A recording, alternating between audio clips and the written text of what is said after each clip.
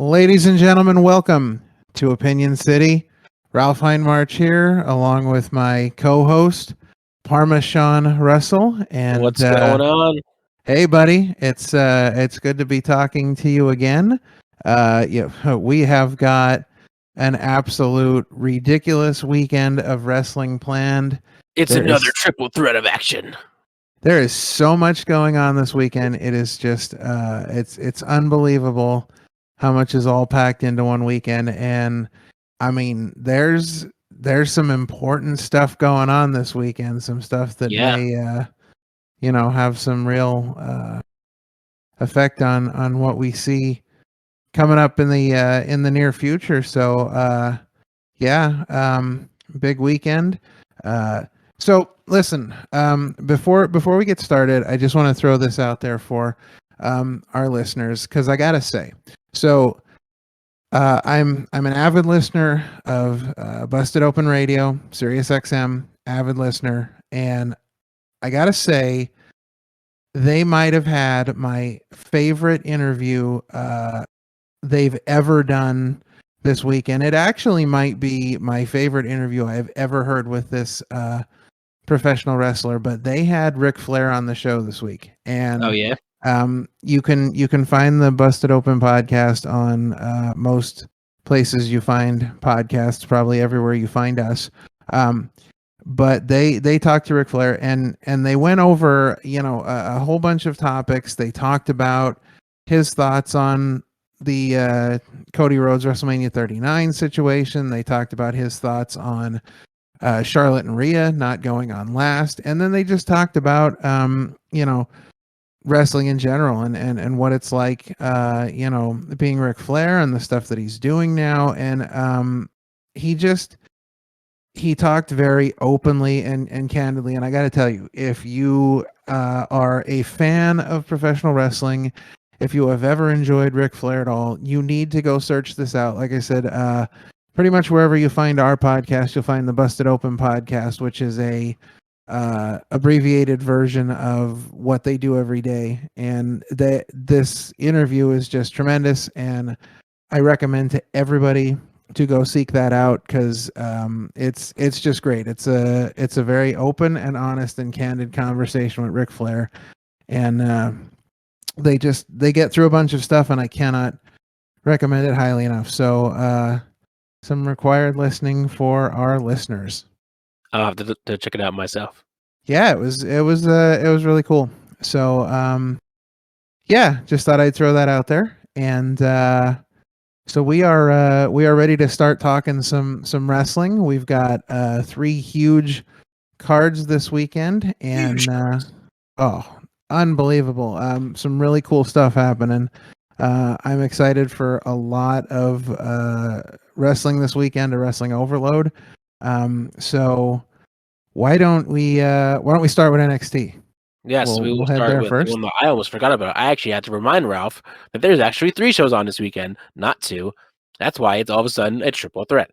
So yeah, we're gonna start at the I guess we'll start at the bottom, even though it's kind of a big matchup. We got Dijak versus Ilya Dragunov in a last man standing match. This rivalry has been going on for quite a few months now.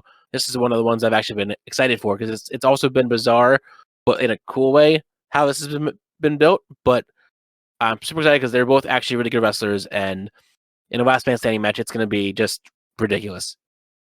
So I honestly, for me, I don't even really care who wins this match. I'm going to throw this out there right now. I think this match is going to steal the show. I absolutely agree. As much as Braun Breaker versus Carmelo Hayes, which we'll get to in a little bit, it was a great match the first time around. This match it's two guys, 2 beefy big men just going at it. Like, it's just going to be a brutal match. Yeah, I'm excited. I just I think these guys are both really talented. I think they're both suited for this. I think it's going to be right up their alley. And honestly, from the minute that match was announced, I had excitement for it. So I really think that match is going to end up stealing the show. I think it's got a lot of potential behind it to be one of those one of those sleeper matches. I mean, I could honestly see that match going on first, and then literally everybody else just trying to keep up after. I was just gonna say, I think that even though it's not really in order on the call sheet, I think that might be the first matchup of the night, and that will set the tone for the rest of the show. 100%. Which Just looking over the card quickly here, I don't really see anything else. I think would open the show, and I think that's honestly, I mean, like you said, setting the tone. That's going to be like an absolute barn burner of a match, and I feel like that's at times something we've really come to see from NXT is just having that super strong match right up front to kind of open it and set that tone for the rest of the show. I feel like that's something that they've actually been pretty good at, even though even through the NXT 2.0 days, is at least their first match on their big shows are always big matches. And I will admit, even though I wouldn't watch it as much when it was 2.0, when I did watch their premium live events, their shows were pretty stacked regardless, and it was still pretty good to watch at least their big shows, not so much the show itself. Yeah, Which is it's kind of sad to say, but it's the truth. well, it's really good to see NXT kind of making their. I mean, we know we can say with 100% certainty they're never going to get back to where they were with the black and gold brand, but they're making their way back to something. I feel a product that is much closer to that than where they were at NXT 2.0. Because honestly, I mean, 2.0 for a while was just unwatchable. Yeah, it was pretty good. You had people out there trying things that they never had any business trying in a ring. People, possibly getting hurt. It was not good. And now I think we're starting to get back to more of the this idea that we really enjoyed with the black and gold brand. I think we're getting much closer to it.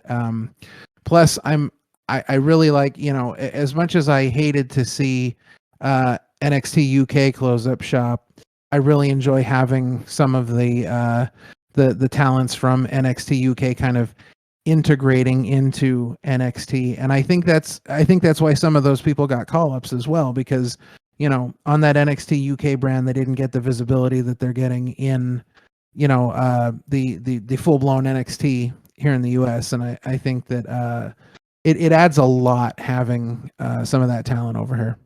Yeah, I absolutely agree, and I will actually lead into the next match that's on the list, and that is the NXT Tag Team Championship match with Gallus, who I absolutely love, and the Creed Brothers, which I get the Diamond Mine, but I never really got into the Creed Brothers. They're talented, don't get me wrong, but I never really got into their. I don't get their gimmick. I don't get their shtick. Other than that, the brothers and their Creed. Like that sounds mean, but like that's all I can take from it. I don't get their story. Maybe it's because I haven't been following long enough. But Gallus, man, I don't see the Creed Brothers winning this one. I'm sorry.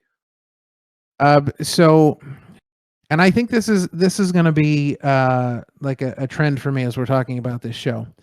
I don't think we're rocking any boats this weekend, but I will say I find it tremendously interesting that you had that take on the Creed Brothers, because I pretty much have the same take. Like I don't get the Creed Brothers at all.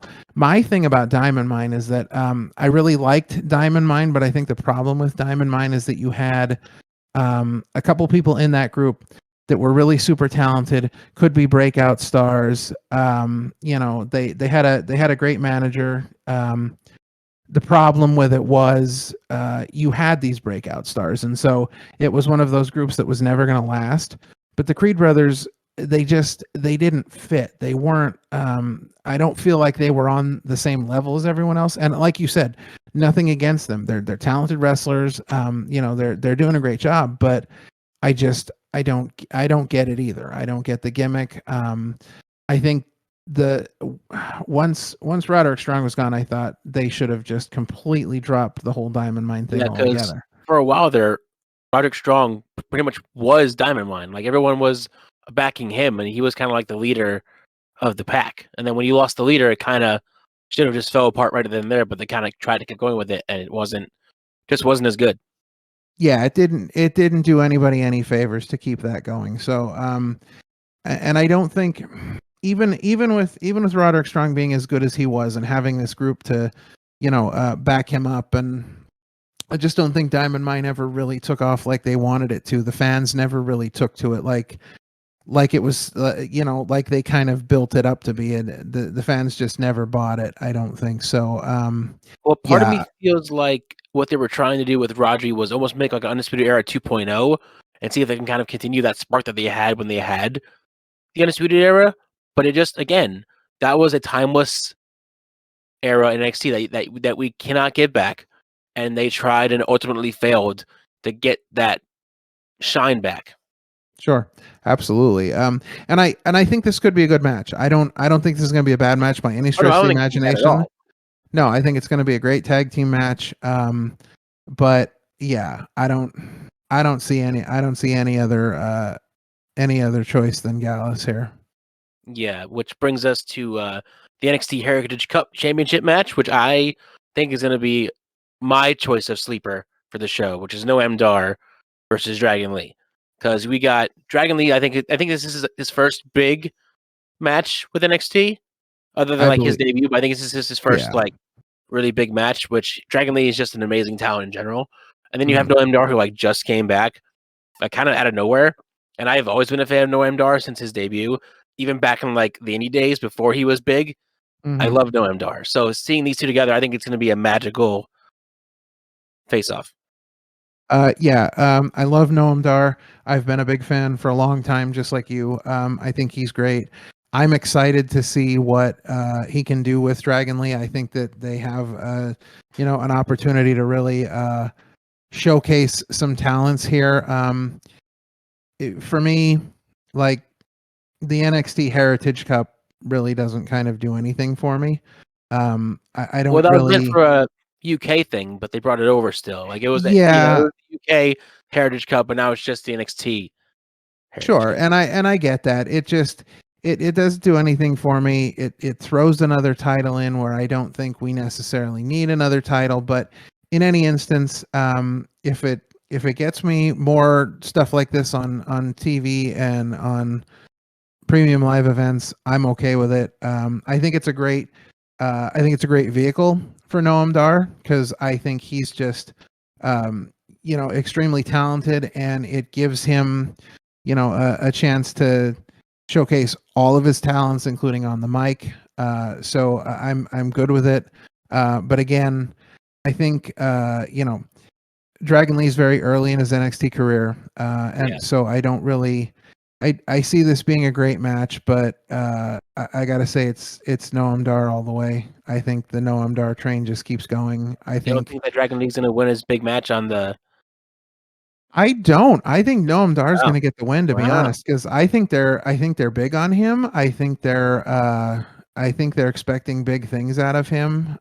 So I don't know. I'm 100% Noam Dar on this one, at least for me. Well, I just had a thought, and you may or not disagree with me, but think about Mhm. this: the Heritage Cup kind of already looks like a belt they've already made, doesn't it? But just in a cup form. What if they brought back the NXT UK belt, but kind of replaced that with the Heritage Cup, and there you go.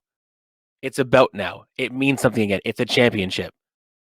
It has That's the same sort of look. All you gotta do is just sure. bring back the belt.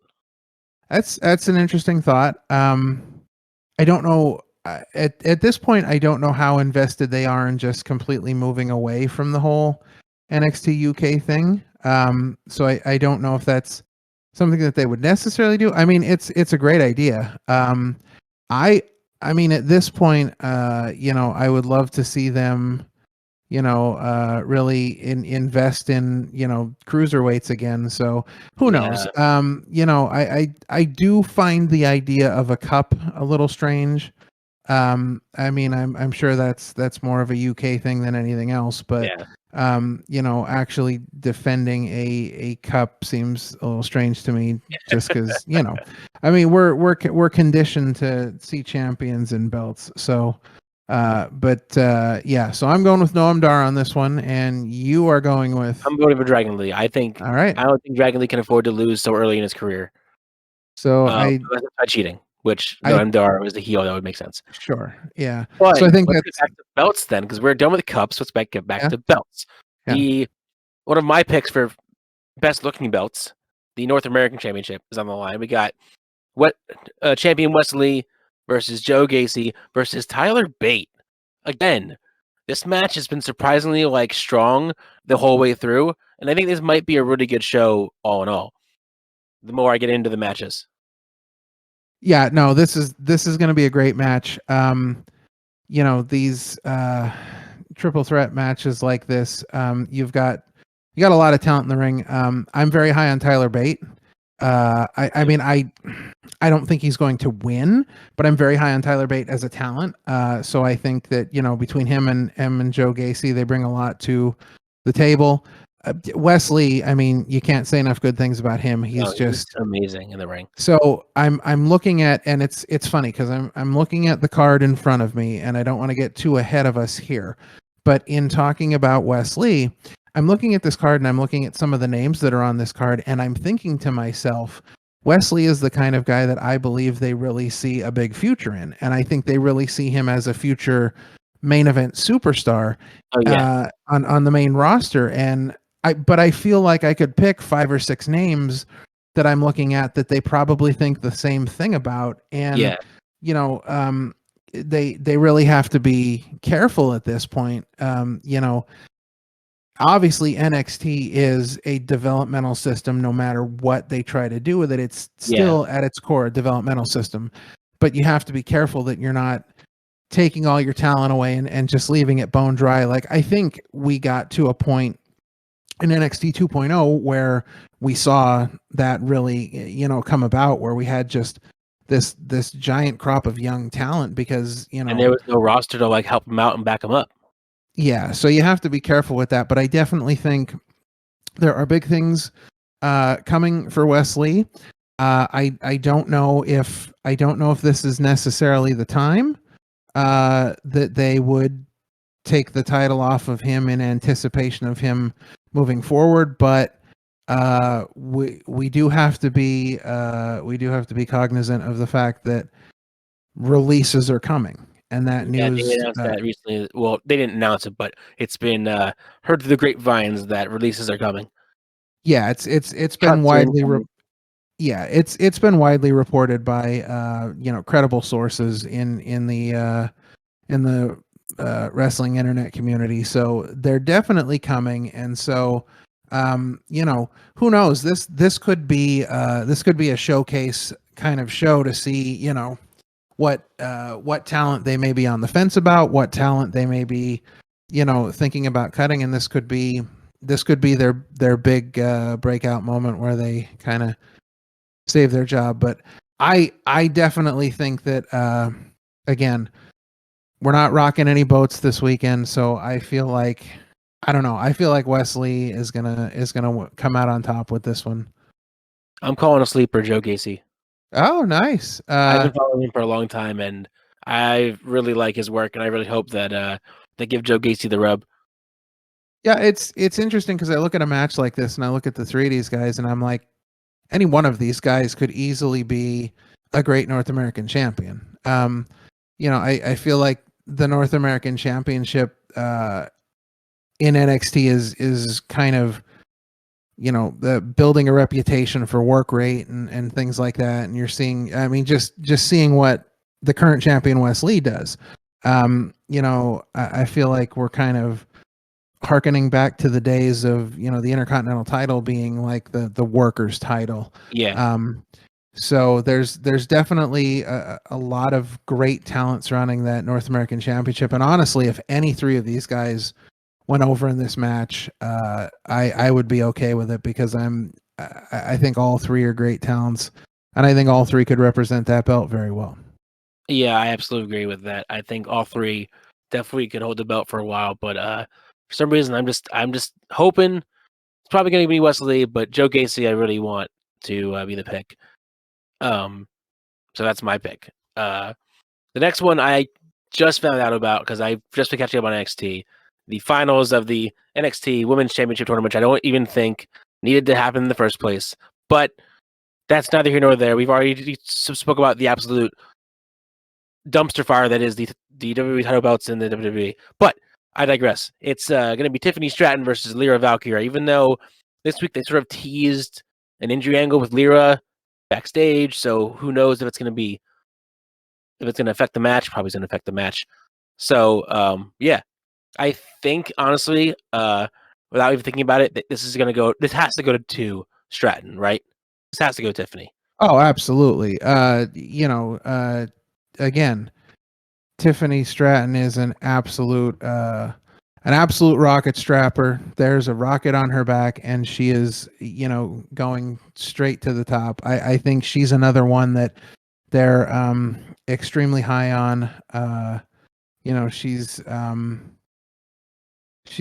had some great mentors. She's had some great training and upbringing in the business, and I think that she's just. I think they're very high on her, and nothing against Lyra, but I think it's a situation where again we see somebody that they really see things in the future for, and things happen as they happen. We have to wonder again, where would the women's championship be if we didn't have it vacated? Yeah, You have to wonder what would we be, what match would we be talking about? Would either of these two people be having this opportunity right now? And yeah, we exactly. we can't really answer that, but I feel like even if that was the case and Indy Hartwell still had the title, I feel like they're very high on Tiffany Stratton. She's Yeah. she's You saw as soon as she debuted that they were making her a huge deal. oh, absolutely. Well, They haven't she's stopped got since. she's got she's got a great look. With her look, I get a very, sort of early to middle of her career Charlotte Flair vibe from her. Yeah, yeah, You can kind of see I it. do see that. She I saw a great moonsault from her, and I was like, that was the moment that I thought, you know what, I can really kind of see Charlotte Flair a little bit in her, and I think maybe that's some of the reason why they're kind of high on her, because I really think they are. So I think it has to be her. I think that's going to help the women's brand in NXT. I think that's going to help keep that championship relevant. I think she's got a great thing going for her down there. So yeah, I think she's got to be the one. Yeah, I think that one is one of the more obvious choices to be champion for that one. Sure. Which brings us to Braun versus Carmelo Hayes #2 for the NXT World Championship. I'm honestly surprised that they did not call up Braun Breaker in the draft. Yeah. So That was to me a shocker.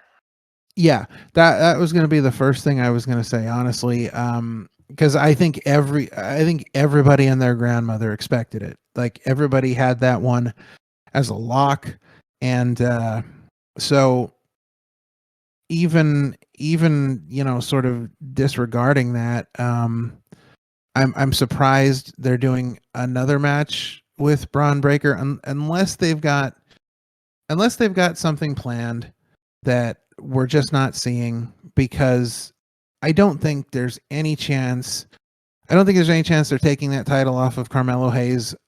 I think the only way they'd be taking that title off him is if they're calling him up. And what's the point of calling him up now if they didn't do it during the draft? There's no point. It doesn't, it falls in line with how nonsensical the draft is, but Yeah.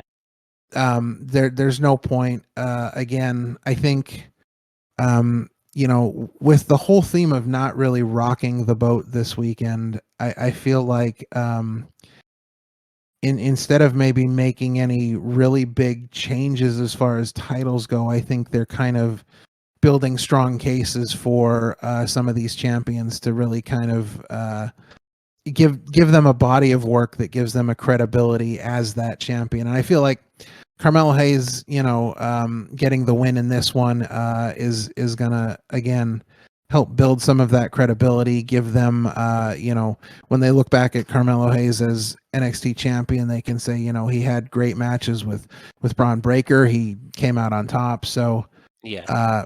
I don't see any way they go back to Braun Breaker with the title. Unless they have a plan to have him turn heel, because they already have, and have him have this new heel run with the belt. But I feel like taking it off of Hayes would be way too soon, because I truly believe that Hayes is him, and that's why I think that this feud's been so cool, because it's me versus him in a way, and that's kind of cool.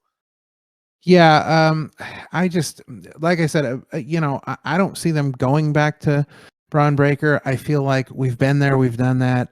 We've gone through that whole thing already. I just think we're at the point where, again, we're just using it to build a much stronger case for Carmelo Hayes as a real credible and strong NXT champion.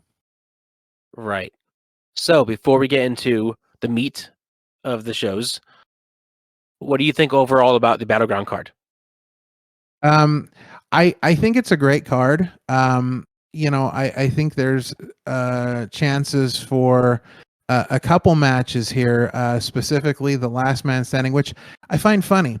We didn't even talk about who we're picking to win that one. We didn't, which I think we kind of both said it. We don't really care who wins, as long as it's going to be a barn burner of a match. I think that match, I think the Heritage Cup match, and then our North American Championship match, I think those have potentials to be matches that come Monday morning people are really talking about. So I think all the other matches are strong. I don't think there's anything wrong with them. So I think it's a good card. I think for what NXT has right now, I think they're really putting a lot of their strong players up front here. I like that we're seeing all the titles defended and crowning a new women's champion. Like, I like all of that. I definitely think you do that every show, though. At least, if there's one thing I can say about NXT, is that their premium live events are always consistent, and that they always have every champion defend on that night. Yeah, and I think that makes their shows that much better. It makes NXT worth watching, and it makes those championships important. Like when we sit here and we talk about the regular WWE premium live events, and then we'll say, oh well, Intercontinental titles not being defended, or the tag titles are not being defended, or the US titles not being defended. It makes me think like, hey, why should we care about the belt? Because they don't even care enough to have it defended on a premium live event. And I understand the whole thought of like, all the talk about this World Heavyweight Championship and the fact that, Roman wasn't defending as much, and now they want somebody on TV that's defending every week. Honestly, I don't want to see titles defended at all on Raw and SmackDown. For me, that's what we have the premium live events for. Like if we go back to the old days where they had the big four, and then you'd watch Superstars or Main Event or whatever it be, you'd never see the titles defended. They were always saved for like the big the big payoffs at the pay-per-views. So I appreciate the way NXT does that. It makes every card feel special, like a card you want to watch. Exactly, which I guess will lead into Battleground. I mean, Night of Champions. I mean, Battleground. Is it weird that Battleground's more Night of Champions than Night of Champions is? I felt I had to say it. Yeah, it is. It is a little weird. I don't exactly think the Night of Champions concept has ever really worked the way it was supposed to. I feel like Night of Champions very simply names itself and pretty much tells you what it should be. And with so many titles in WWE, they could literally build the entire card around complete championship matches, and they're yet just not there's doing no that. US Championship match. There is no Roman Reigns match. We only have the Roman Championship, the IC Championship, the Tag Team Champions, and Rollins versus Styles for the World Heavyweight Championship. Even though I think I feel like they added the SmackDown match for the other belt. this week, but I really wasn't watching the full episode of Raw, so I might have missed it. But I think it's only those few belts, and that's not every belt that they have. So I feel like it's a little bit of a misdemeanor on their part that they say it Night of Champions, and not every belt is being defended. And as much as I want to see Roman Reigns win every belt and just Every belt. just be crushing people left and right. Thing every episode. We want him to have every belt. I do, but I honestly never like when world champions are competing for the tag titles. I think those should be mutually exclusive. I understand that it's probably part of the storyline moving forward and how they plan to do certain things, but it never worked for me. I've never liked it. They always had this, sort of thing in the past where they would, throw these two superstars together that are at odds with each other, are going to be, feuding for the world title or whatever, and then they'd, find a way to work together and win the tag. I don't like any of it. Yeah, I don't. If we weren't trying to, well, first off, if there's not a bigger plan, for one, and two, if it didn't seem like they were trying to fix the World Heavyweight Championship mess, I just feel like Roman Reigns wouldn't and shouldn't be involved in the tag title scene. But there's a ton of storyline stuff with the bloodline behind it, and I think it was an interesting choice to go this route. I don't know what they've got planned in the future, but for this match, I'm okay with it. Yeah. So, well, let's start from the bottom. And mind you, I am right. They did add Rhea Ripley versus Natalya for the SmackDown Women's title, which again, I haven't been a fan of Natty for God knows how long. So, Anyway, let's start with the one that I'm surprised they even had so soon. I feel like they were saving it for SummerSlam, and it's happening now, which is Becky Lynch versus Trish Stratus. I thought that they were going to have a whole summer-long feud. They might still have one if they do like a trilogy match and do 3 up until SummerSlam, but I thought they were going to save it for the big match at SummerSlam. Well, you know what determines that? Saudi money. That's what it is. Of it's course. all it's Saudi. It's Saudi Arabia. It's what brought Shawn Michaels back from retirement. Saudi money. Listen, they don't have Goldberg anymore, and apparently the people over there love Goldberg, so they don't have Goldberg anymore. So they had to bring some kind of legend over. So I still think it's going to be a pretty good match. I'm not going to knock it. I think both of them could make a good match together. It just feels like it was thrown together really quickly just because of, again, Saudi money. Even though I swore that the whole plan was, let's push this to SummerSlam and have it be the big marquee match, SummerSlam. Again, it could still happen if they do like a trilogy matches. But with that said, I think it would be wise if they were going to go that route to have Trish Stratus win by some sort of cheap way in order to build towards their match towards said SummerSlam.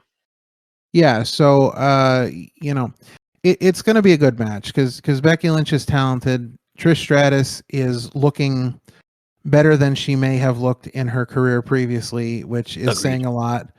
But she is looking fantastic in the ring, like she hasn't missed a beat. And so I think it's going to be a great match. I also think that Trish Stratus is probably going to go over here because I think that's the way to really keep the feud going. And I think if they have that match early enough on the card, it's okay to have Trish go over. Yeah, I agree to that. I think that makes sense. I mean, they could have Becky win clean and just have that be, I guess, it. But because Trish Stratus only does only so many shows now. She's not a full timer anymore, so she might only have up until maybe after Night of Champions, and then she's going to be gone again for however long time. Which is why it doesn't make sense that she was drafted to Raw in the first place. Well, it'll be interesting to see. It'll be interesting to see, though. Yeah, no, I don't understand why she was in the draft at all. But I think it'll be interesting to see what happens with her because none of us thought Lita was going to stay around as long as she did. None of us thought Lita was going to get a tag title reign out of this. We figured she'd be gone as well. So it'll be interesting to see if, maybe Trish Stratus is staying around maybe a little longer than we anticipated. I would think that if she is staying around longer, we're probably gonna see the feud spread out a little further, where maybe if we're looking at a trilogy of matches, we're not just looking at necessarily like 3 premium live events in a row. We could be seeing something at SummerSlam, and then maybe they hold off until like Survivor Series or something toward the end of the year, if she's gonna hang around for a while. But yeah, I think this one's got to be a no-brainer with Trish going over just to keep the feud going. Yeah, if that's the plan, if they want to have Trish around Sure. at least August, you have her cheat to win, and then that makes Becky want to get her revenge and have match 2, and then she gets 1, and then they do a tie, and then they do match 3 at SummerSlam. Yeah, absolutely. So I'm gonna jump here because I think I have a better way of how I want to put this together. I'm gonna go non-champions first. So I'm gonna skip ahead to what's probably one of the main events. We got Brock Lesnar versus Cody Rhodes, the American Nightmare. He already beat Lesnar once at Backlash. Do we think he's gonna go for a double? I don't really. I mean, I feel like this is gonna be. I feel like this is gonna be the blow off of the feud, and they're gonna move Cody on to whatever's next for him in this story. I am gonna bring this up because we've got 2 matches on this card, and they're both containing superstars that I have heard something about this week. Again, just rumors being speculated on the internet, but allegedly. Well, yeah. So there are reports out there that Cody Rhodes and Gunther have been talking about wanting a match at WrestleMania next year. That they really want to work with each other. So we don't know how that would shake out. Is Gunther going to end up with the World Heavyweight title? Is Cody Rhodes going to end up with the World Heavyweight title? And then maybe we have champion versus champion? Who knows? But there is reports that they are very high on each other and really want to work together. For me, this match, I feel like this is kind of the end of Cody's time with Brock Lesnar, being the way that they've set this up, and the obvious fake broken arm nonsense, which is completely unnecessary. Like there's no reason to even go that route, because nobody's gonna care about the broken arm. Everybody was already invested in him when he was injured the last time, and that's because they could physically see what he was sacrificing to be in the ring. They could visibly see the injury, and I don't think anybody's buying the broken arm for a minute. But I just think the way they've set it up, that Cody has to go over, and I think this time, and I don't know how, but I think it has to be a 100% definitive clean pin in the ring. Nothing that Brock Lesnar can come out and say was a fluke. Nothing like that. I think it's got to be that definitive 1, 2, 3 in the middle of the ring. To kind of put a close to this chapter in Cody's story. If you watch the end of Raw, and I've heard a theory about this, Triple H comes into Rhodes' locker and kind of tries to coax him that he doesn't have to wrestle him. He knows he's scared. And Cody's like, I'm not scared. I want to fight him no matter what. And as they sit down, Triple H gives him a pat on the back, gives him a weird smirk, walks away. There's a theory that Triple H hired Brock Lesnar kind of as a hired gun to take out Cody, because, Cody was the throne breaker and all when he left WWE in the first place. And this is kind of like Triple H's jab back at Cody for doing all that stuff while he was gone. So he hires Brock to take out Cody at Night of Champions. I think it's a wild theory that could actually be very intriguing, even though I know it's not going to happen. But that's a wild theory. Well, I'm thinking that they already planted the seed that Paul Heyman was kind of behind the scenes talking to Lesnar and that he was the one that brought Lesnar in for all of this.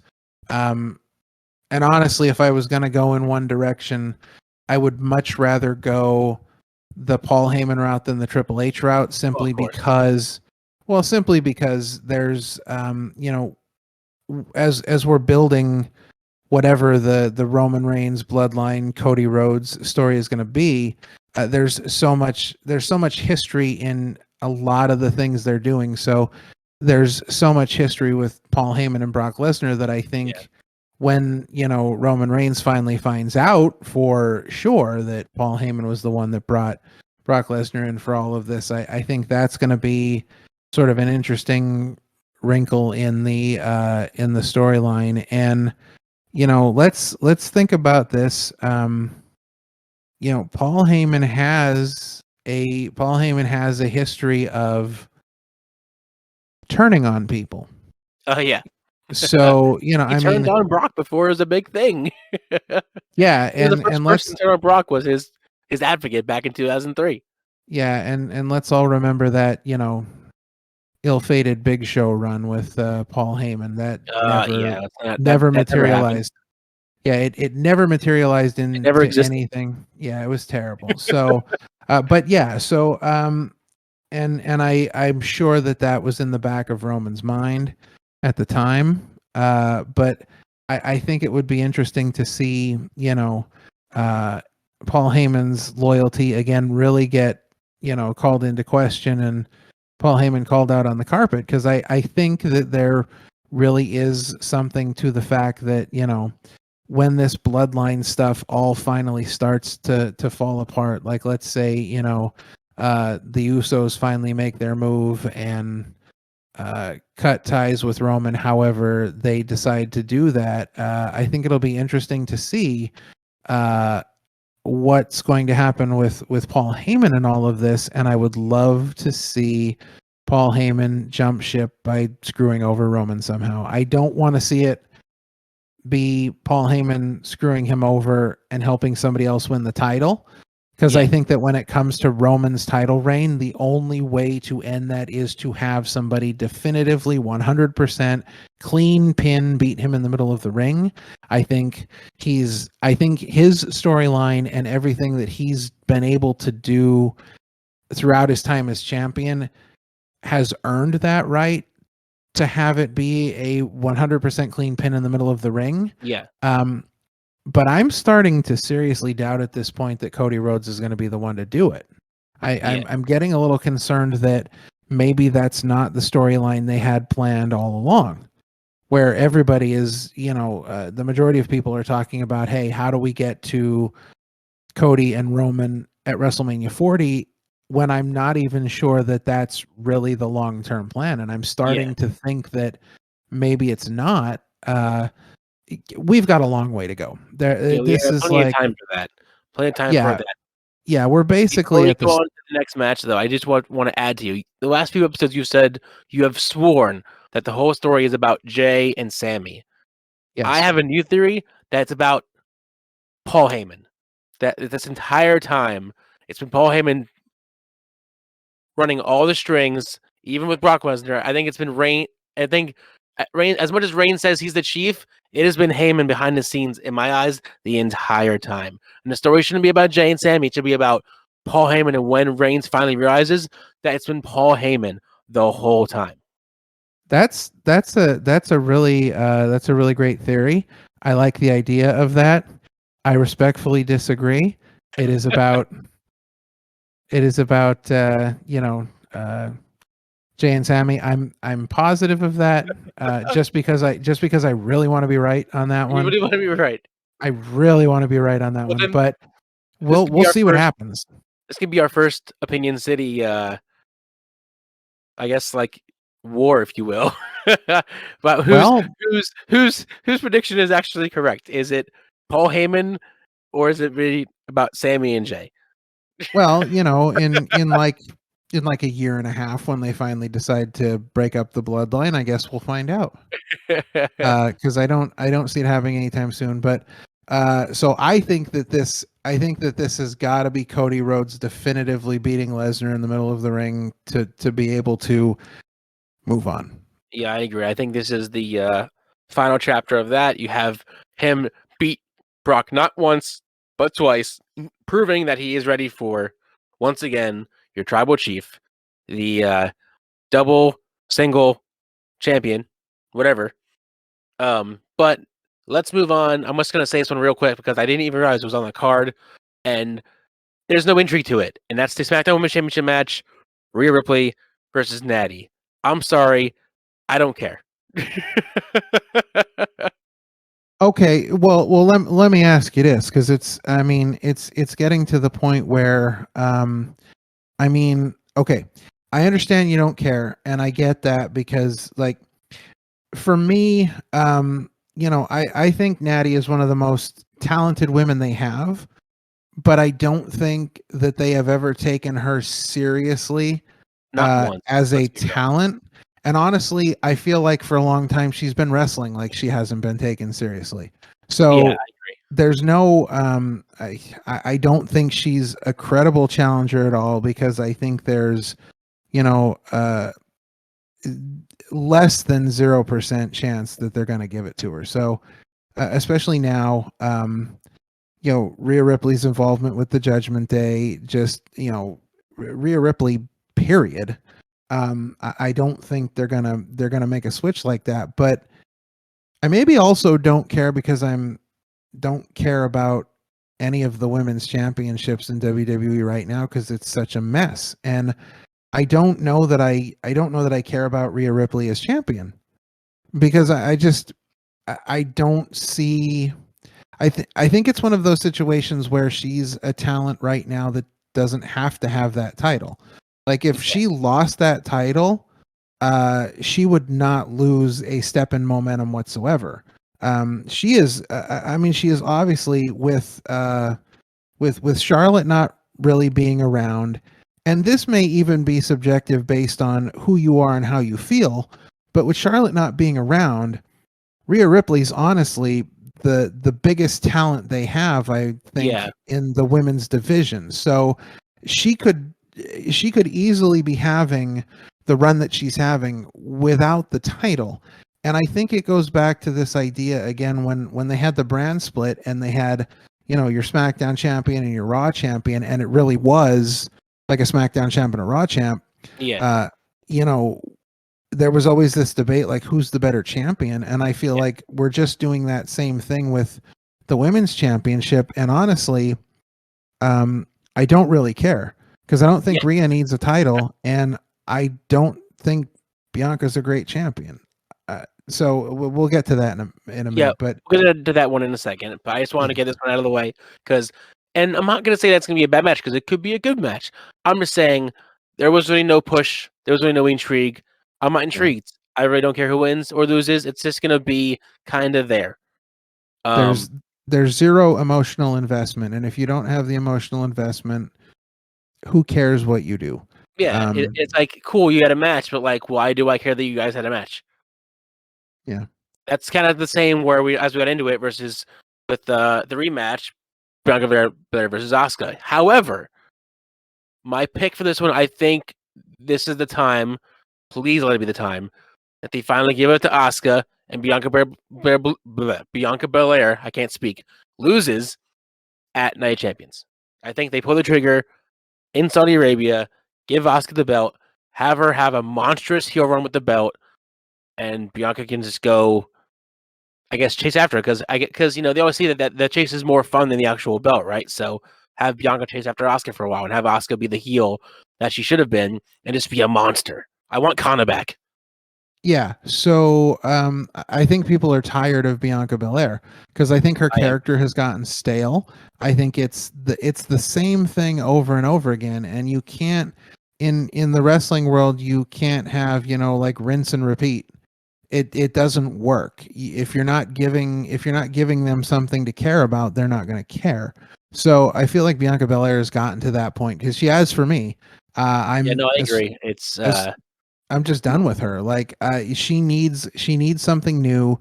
She needs to do something, because the gimmick she had was great. And I feel like and I don't know this for sure, and this is not being said in a disrespectful way at all, but I feel like the big entrance they did with her at WrestleMania 39 with all the little girls and everything, I feel like that was just a veiled attempt to kind of try and get her back over again. But obviously you saw at Backlash that we're not the only ones that are tired of her, because in addition to people finally, getting on board with Io Sky and realizing what a talent she is, Amazing. I think a lot of those boos were not just because they were cheering for Io Sky, they were also because they were tired of Bianca Belair. I mean, I feel like it's the same with Reigns now, even though Reigns has had his belt for way longer. But I think, as invested as I am in the Bloodline storyline itself, because it's been a great storyline, I'm just done with the Reigns thing, and that's just how I feel about it. But with Bianca Belair and Asuka, again, I really hope that they give it to Asuka, have Bianca Belair to move on to something else, like you said, because I'm with you. I think, and me and my brother had this discussion, and he doesn't agree with me, but I'm over her. I said to him, "Yeah, I'm done. It was fun for a while. She was a great champion. I won't not give her that. But I'm just ready for a new champion, and Asuka's so deserving of it. And I still truly feel like they wasted her streak on Charlotte. I said it. I think that was a absolutely. waste, and Asuka should have won it then. I think she should win it now, and that's pretty much my only intrigue on both Raw Women's Championship matches. Yeah, so with Asuka, like they were never able to capture the lightning that she had in NXT on the main roster. They were just never able to do it because I don't think they ever really, gave her the opportunity to be Asuka on the main roster like she was in NXT. And I feel like, even now, like when she came back and she had that like vicious face paint on, and they really sort of dropped the ball with that again, because they didn't really, she was supposed to be this monstrous, fierce thing, and it just all fizzled out again.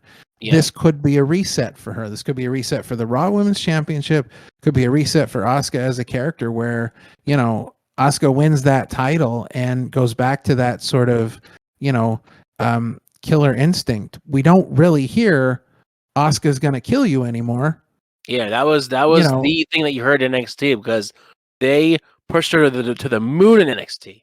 Oh yeah, there's two things you heard in NXT. You heard, number one, Asuka's going to kill you, and number two, nobody's ready for Asuka. Yeah. Unfortunately, right now everybody's ready for Asuka, because they're just like, whatever. Like, everyone's ready. Everyone's like, yes, we're ready. Yes. Who cares? On a side note, as far as Asuka goes, if you have a chance, hop on WWE's Instagram and look through their reels. There is a time-lapse video of her doing her current makeup. I saw that. It's so cool. I love when they've shown Sting do it. They've shown her do it. I love watching the process. They've had a thing with Goldust. That was cool. Mm-hmm. Like, oh yeah, Goldust was seeing really how long it takes them to do it, and how so detailed it is. Yeah, I think Asuka's is really impressive just to watch. The fact that these people put their own makeup on. It's really cool. But that one really caught my attention this week. But yeah, here's hoping and praying for an Asuka title win. Yeah. So we go into the Intercontinental Championship match, Gunther versus Mustafa Ali. Now, do I think this is going to be a squash match? Yes. However, because Mustafa Ali, I think, is so talented, I think they could still make it a fun little squash match and have you feel like the underdog's going to win, but obviously Gunther's going to win. Because I feel like it would be silly to have, Ali, of all people, be the one to beat Gunther. I feel like it has to be somebody that's a little bit more, no offense to him, bigger, I guess, badder, more believable that they could beat Gunther, rather than have it be the underdog story of the underdog beats the big guy and that's it. We legitimately have a better chance of Cody Rhodes quitting WWE and walking out the night before WrestleMania 40 than we do Mustafa Ali beating Gunther, and that's nothing against Mustafa Ali.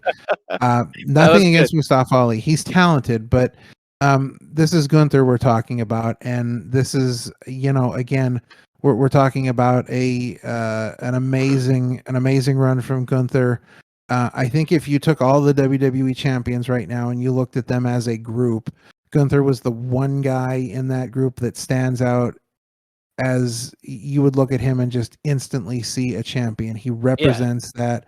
And I would love to see Mustafa Ali come out and get the jump on Gunther right off the bat and get some really intense offense in on Gunther, and then Gunther just snap and destroy him. Wrecks him. Just absolutely wrecks him.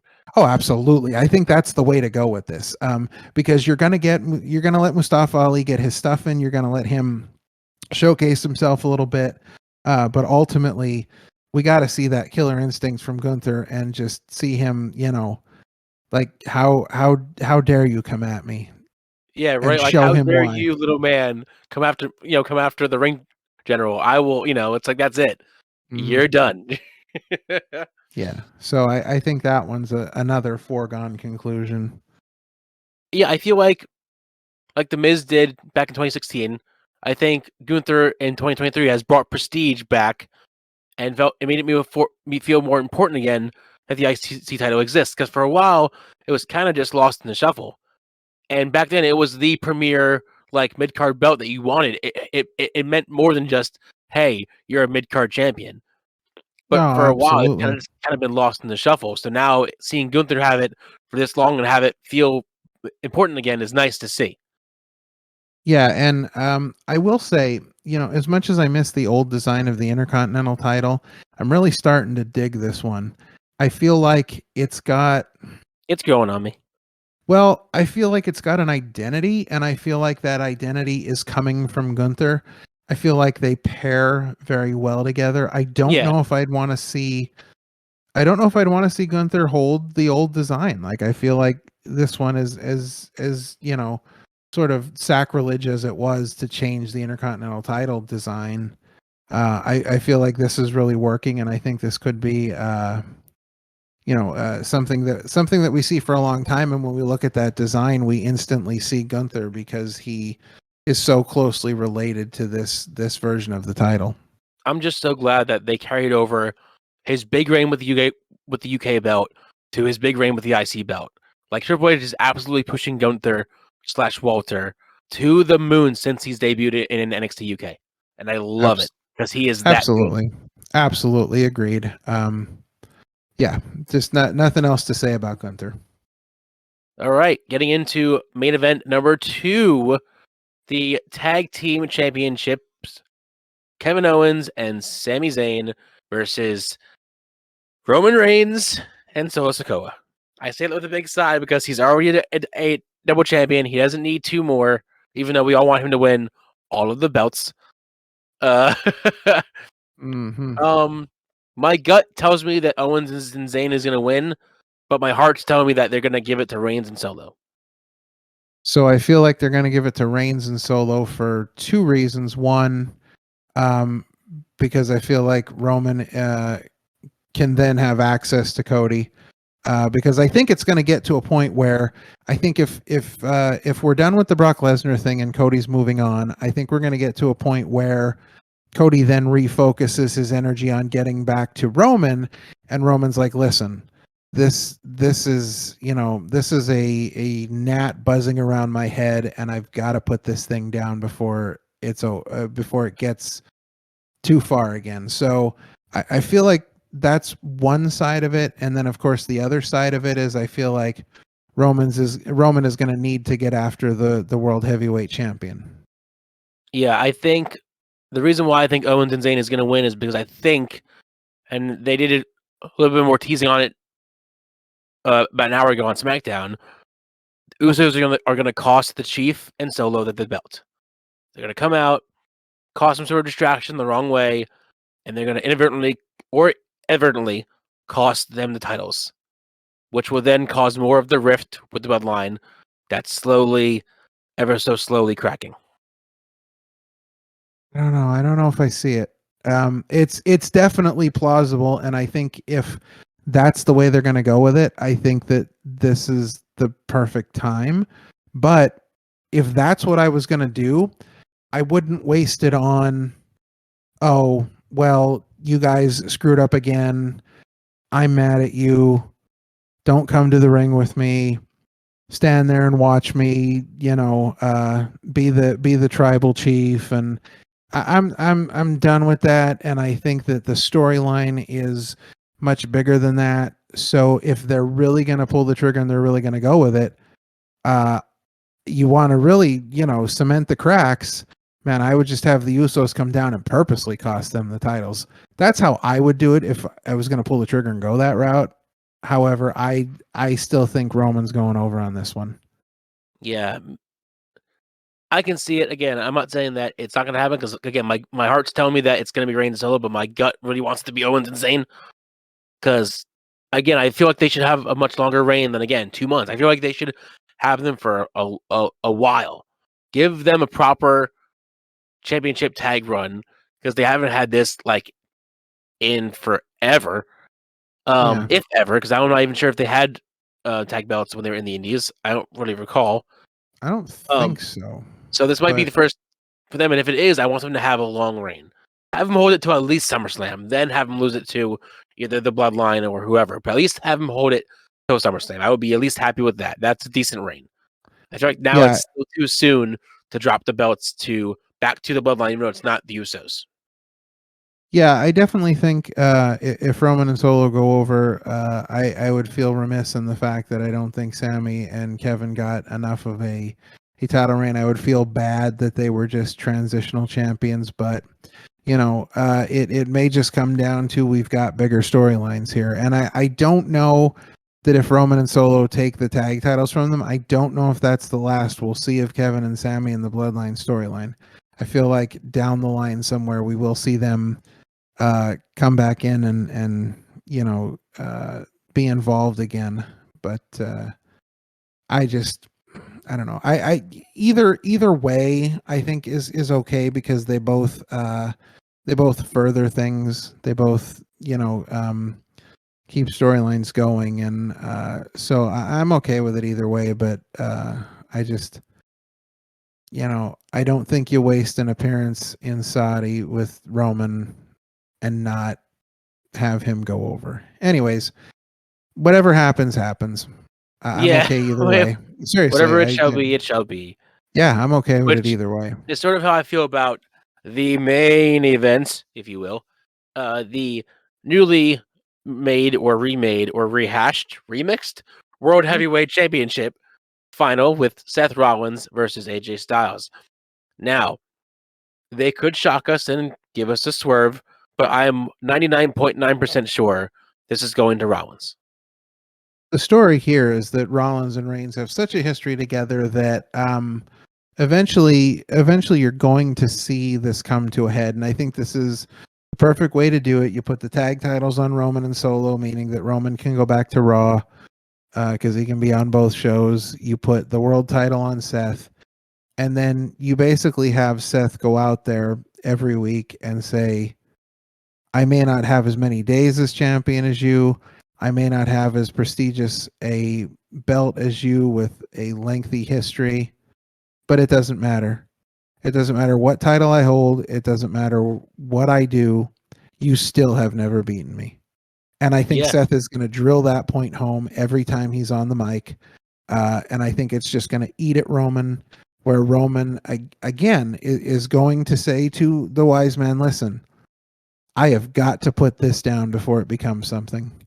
And I think that Seth Rollins will just be another casualty in Roman's reign.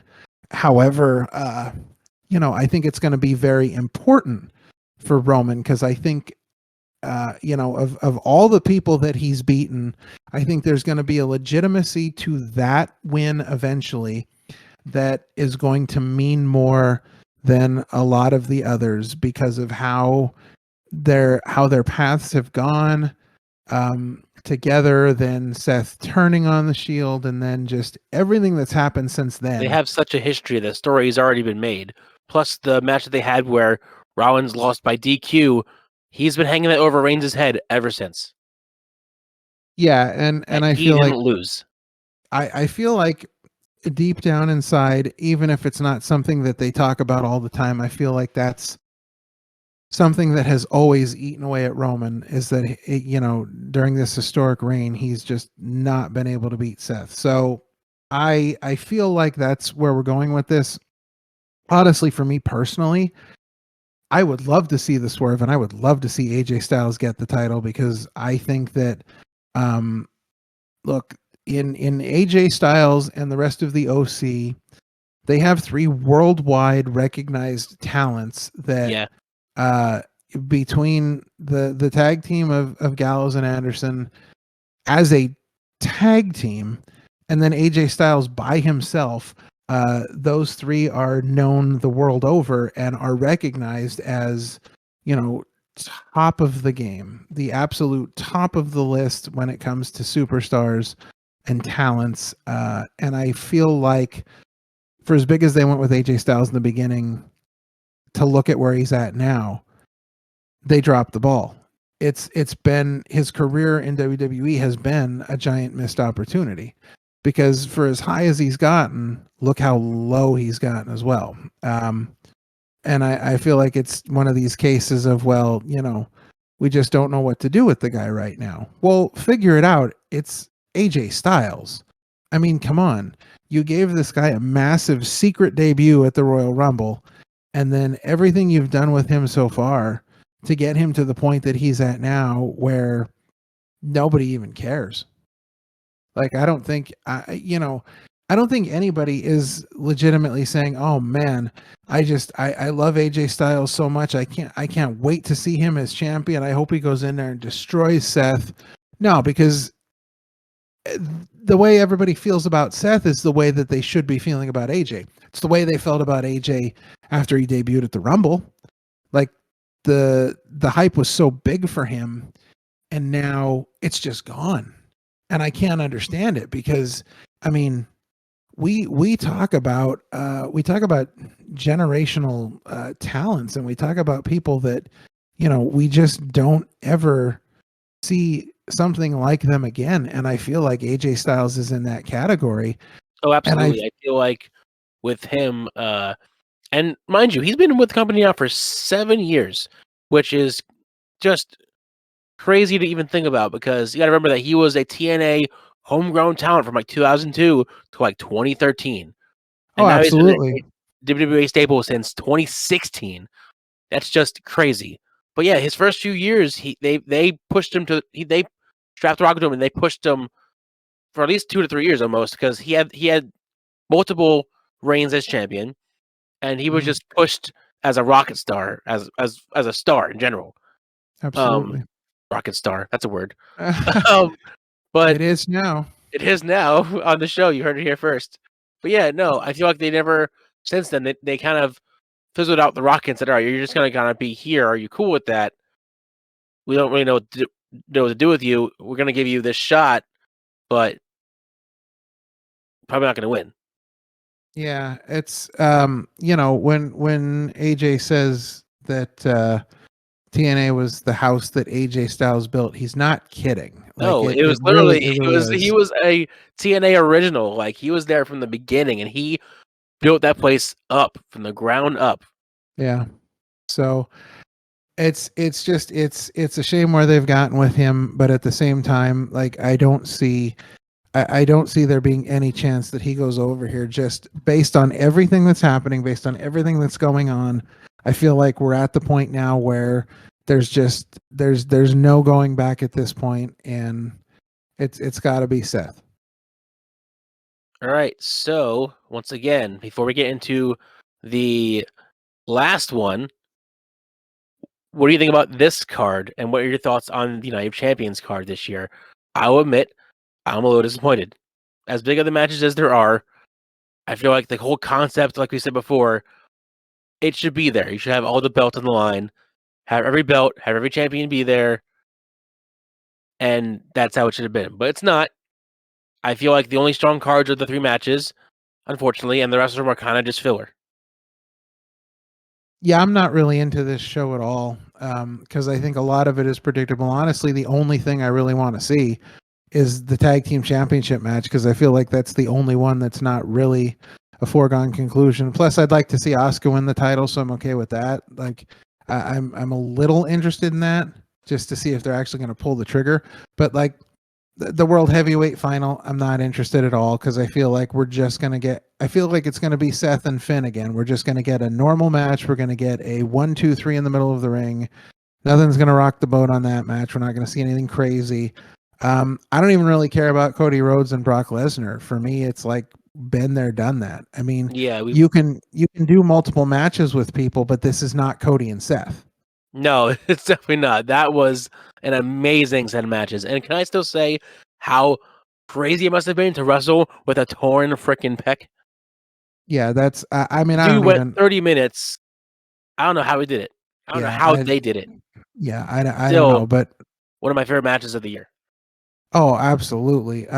Yeah, I have no idea how you find the strength to do that, but I just I don't see Cody and Brock being anything really different than what we saw before. I think to me that's just a boring repeat. I've seen it already. So yeah, I think this is one of the maybe not not as creatively booked Saudi Yeah. shows. Yeah. Like I don't feel like this, I feel like the show's going to be over and the Prince of Saudi is going to be like, listen, you owe me like $8 billion back because, Yeah. I and again, I feel bad because there's so many talented people on this show, but if I don't have the emotional investment, you don't have me. So I don't have emotional investment in most of this. So Yeah. you really don't have my attention that much. I definitely want to see Battleground more than I want to see this. And Yeah, I agree. I feel like whenever they try and do NXT and WWE pay-per-views back to back, NXT 9 times out of 10 is the better pay-per-view. so here's my take on that because I was just thinking about that as we were having this discussion, and my take on that is it's a sad state of affairs that we've gotten to because previously, when we had those situations where you had, your NXT takeovers and you had your pay-per-views all in the same weekend and NXT was better, it wasn't because the WWE shows were bad. It was just because the NXT shows were that damn good. There was no way around it. They were No, just they were they always were built just well. They they were were just done better. well. They always chose the great stars. It was just the so the good. talent was there, the matches were better, the creative was better. It was just a show you more wanted to see. Now I feel like we're at the point where we want to see NXT over the WWE premium live event, but not because NXT is that much better. It's just the WWE shows have been that poorly booked. Yeah, not been greatly planned out. It's Yeah, just it's weird because they're the same company, but NXT shows are just built better. sure, sure. It makes no sense, but it's the truth. Yeah, yeah, absolutely. I mean, you're right. It makes no sense, but it's where we're at. Yep, let's leave WWE now. We've had enough of them. 2 shows, get out of here. This is the show that I'm most excited for, and I was gonna say it later on, but I'm just saying it now. I am pumped for this card. We have AEW Double or Nothing happening on Sunday at the same time as Battleground, pretty much, even though we know that this one's gonna go on until at least 12 in the morning, while Battleground's gonna end at like 9. Sure. Um Yeah, so at least the first hour and a half will be head to head, and the rest will just be AEW doing their thing. Now, let's just get into the meat of it because we have a lot to cover. There's a lot of matches that we have to get into. Let's go with the bottom one. First on the list, probably one that I think is going to be, if they don't open it, they should. Adam Cole versus Chris Jericho in an unsanctioned match. I think this should be the one that starts the show off with a bang. For me, this is a dream match. I think this is going to be amazing. I think these two talents are going to work very well together. I don't know if I've ever seen Chris Jericho have a bad match, and Adam Cole has momentum. He's on a roll. I think this is a great use of these two stars right now, and especially if they do put it on first to really, light the thing on fire. I think that's the perfect way to do it. Yeah, literally have them just tear the house down, and then that again, like with WWE, that will set the tone for the rest of the stacked card that they have on hand. And Mhm. like again, Jericho is in his mid-50s now. Like the dude can still go. Ever since his resurgence, starting back in New Japan, he has been nothing but unstoppable. Ever since that, you know what I'm saying? Like he has just Yeah. been banger after banger of matches.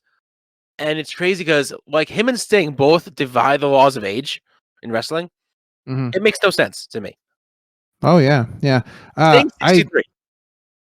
Yeah. Well, that's insane. I think that this has a chance to be the best match of the entire weekend.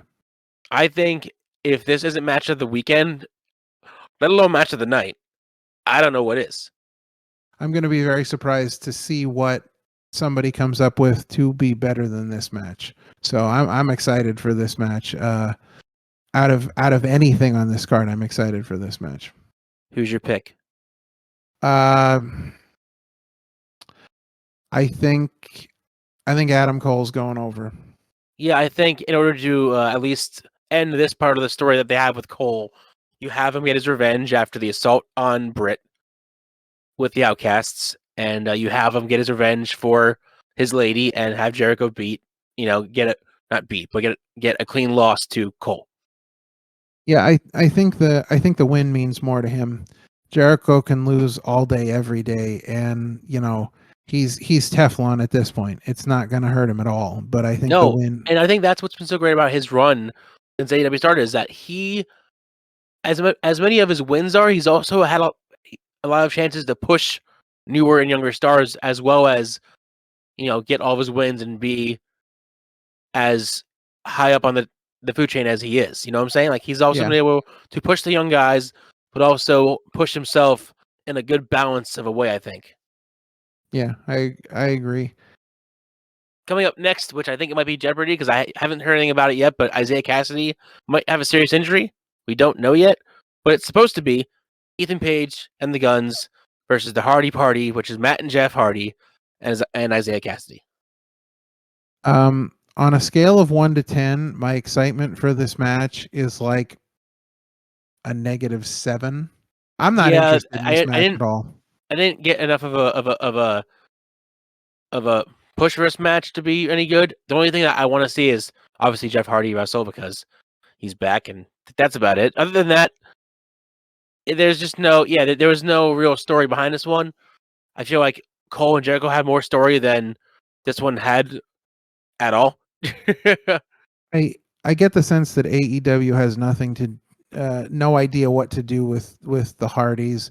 I wasn't even really that excited when Jeff came back, and it wasn't because I don't like Jeff or I don't like Matt. I just don't feel like they've really done a whole lot, with the characters in AEW. Obviously, there is a wealth of things that they could do with them.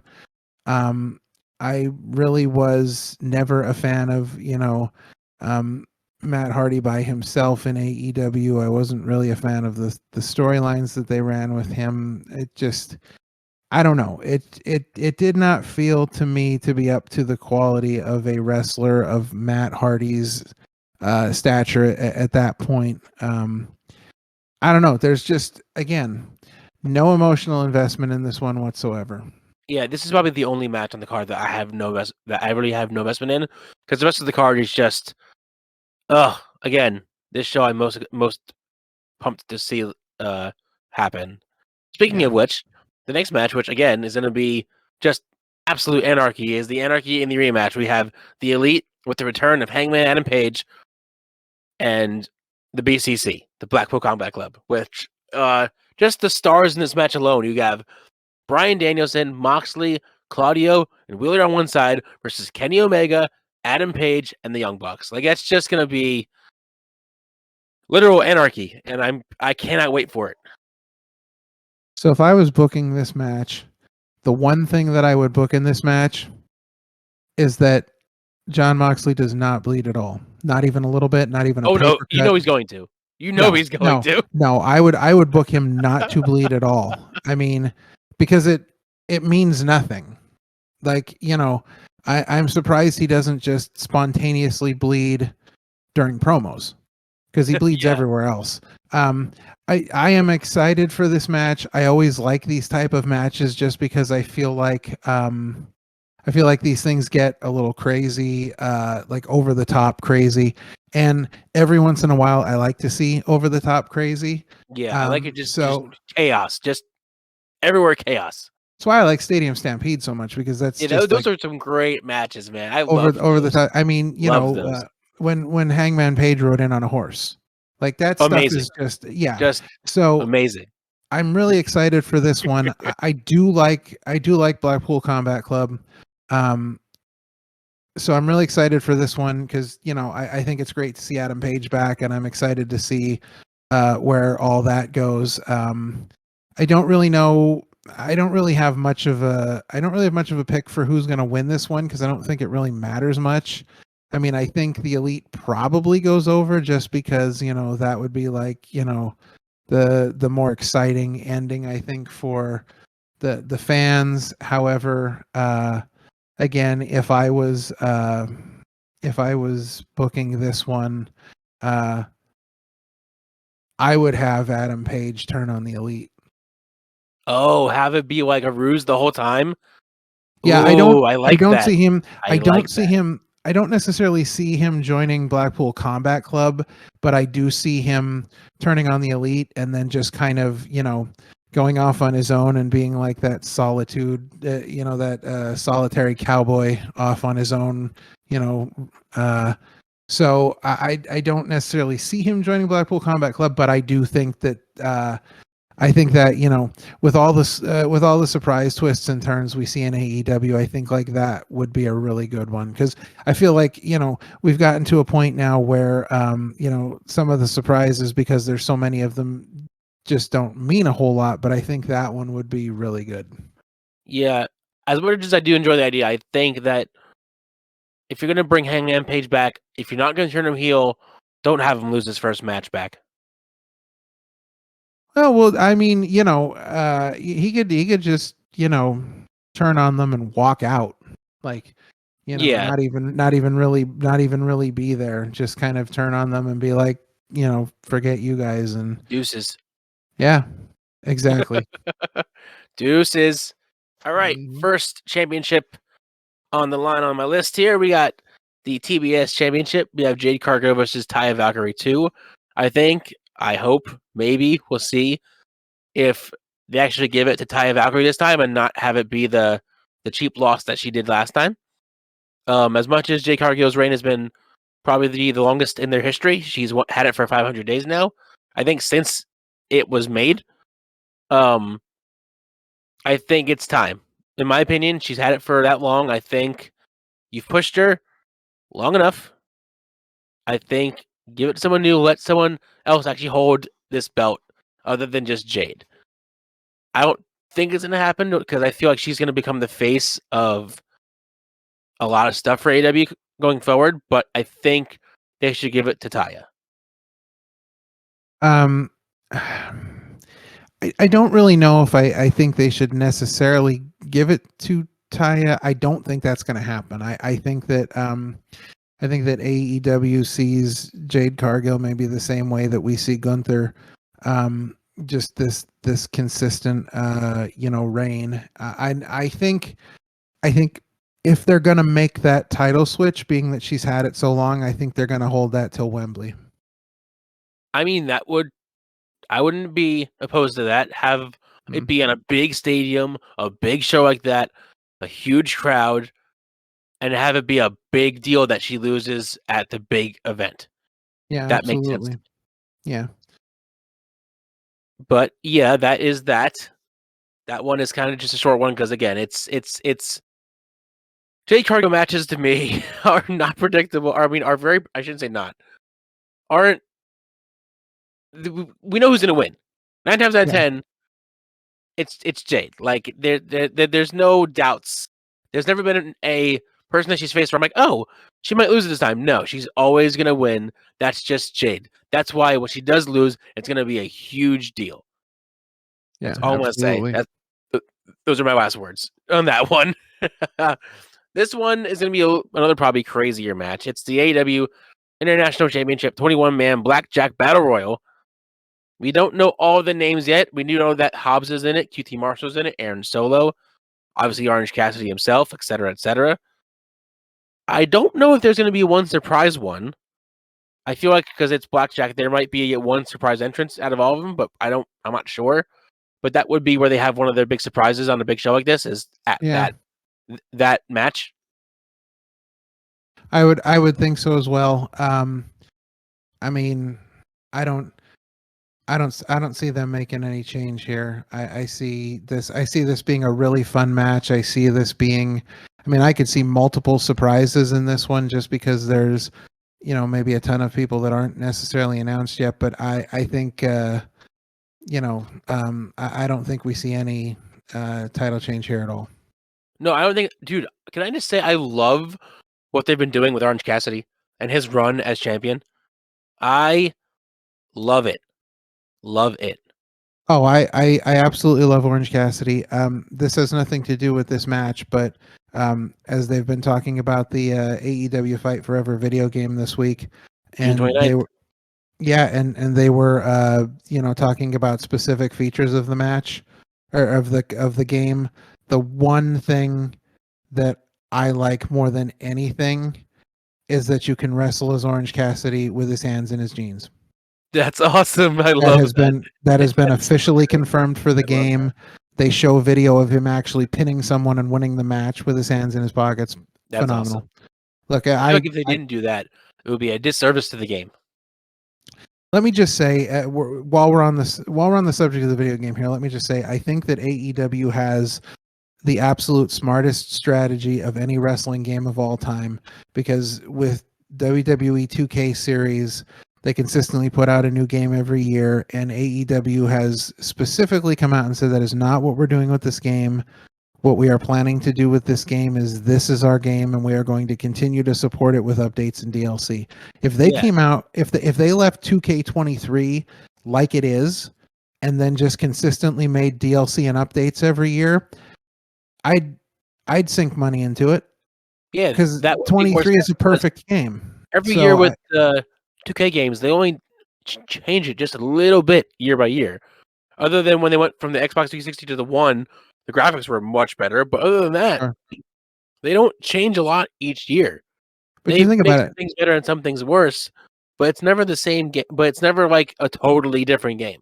Right. If you think about like the last few years and the rosters that have been on there, think about like as much as they're putting so many people in, think about like the guys you lose every year. And I'm not talking about like guys that leave the company or whatever, but like the legends that they remove from the game to put other people in. Just think if you could keep all that and then every year just keep adding DLC and updates onto it. So I'm really looking forward to that video game. I think the style and the strategy. My only concern with the whole thing is that they also confirmed that it's not full entrances. They're just going to come out on the stage and do a little thing, and then that's it. Like it's. I'm actually okay with that only because they said that it's kind of a mix up. I can't. Words don't compete with me today. A mix up of the N64 No Mercy game and like a modern game. So I actually didn't mind that in No Mercy, where it was just the stage entrance and that was it. I do find it weird that they went backwards when they went WrestleMania 2000 full entrance, No Mercy, half entrance. I feel like they could have expanded on that. Not to go on a tangent, but like, yeah, I think that's what their idea was when they said we're going to use that old style with this new game. Yeah, for me, like when I play the 2K series, half of what I do is entrances. Oh, yeah, me too. So like I love that feature of the game, so I'm a little disappointed in that, but I'm still excited to play the game. There is John Moxley levels of blood in this game. Like, they Yeah, are which not is crazy kidding. that they had to fight so hard for it, but they still got it in. That's awesome. Yeah, so I think this game's going to be really fun. I'm excited to see what they've got. I mean, it's been a long time coming, so um, that's a little tangent on the video game, but Yes. it's A very little Orange crazy. Cassidy related. Yeah. But yeah, All right. we can get into that another time. Let's get Sure. into the ladder match for the TNT Championship. Christian Cage versus Wardlow. I think this is where they really let Wardlow shine and prove his worth in this match. I do not believe that Christian Cage is winning unless it's by cheap with the help of Luchasaurus, which wouldn't really surprise me if they went that route. But I think this is where you can give Wardlow a chance to really prove himself that he's not just a powerhouse, but he can also go in a match like this as well. Yeah, I sort of agree with your thoughts on Wardlow, because I feel like this will be like a showcase kind of breakout match for him, where maybe we see some different things. However, I mean, I do think Wardlow is going to go over, but I'm going to be as Pennsylvania's biggest peep. I'm going to be very upset about that, because I am literally the hugest Christian Cage fan. When Edge and Christian were together, they were my favorite tag team, but I was always a Christian fan. I actually went to WrestleMania 25 when Christian made his return, and I had a sign in the crowd that said Pennsylvania's biggest peep. Nice. I'm a huge Christian Cage fan. I don't think he ever gets the credit he deserves. I don't think they ever talk about him enough, and what he's done in the business, for the business. I feel like he is. If we had to do underrated talents, Christian Cage would be my number one pick every time, because I feel like the success that Edge had as a singles wrestler overshadowed anything Christian was ever going to do. I feel like the big knock on Christian is that they gave him the world title because Edge had to retire. Yeah. It was a great story, and I don't think that's the case. I think it was just a company seeing that, hey, we've got a real talent here, but that's how a lot of the fans see it, and that's always you would been hope like, it was that reason, not because just because Edge left. You hope that was because, yeah, hey, you have a lot of talent. We see it in you. Let's make you a world champion. Yeah, so you would hope, but I feel like a lot of the fans really sort of believe that it was simply because of Edge having to retire. But Christian's a phenomenal talent. I think it's going to be a great match. Here's the question: do you think the referees are going to hold the ladder for Wardlow?